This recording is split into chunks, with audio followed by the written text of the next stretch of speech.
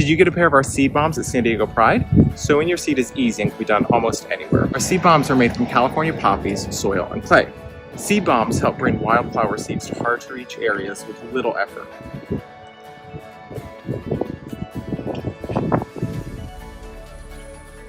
Toss your seed bombs as far as you can to bring the wildflowers into areas that you normally wouldn't be able to reach.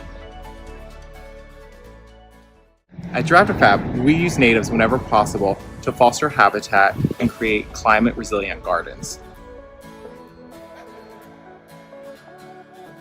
When the winter rains arrive, they wash away the clay, leaving behind the seeds and starting the germination process. To use your seed bombs in your yard, feel free to add water now and watch the flowers start to come. You can add water, put it in your garden now, and if you keep it moist and wet with the rest of your plants, the poppies will start to germinate in the summer.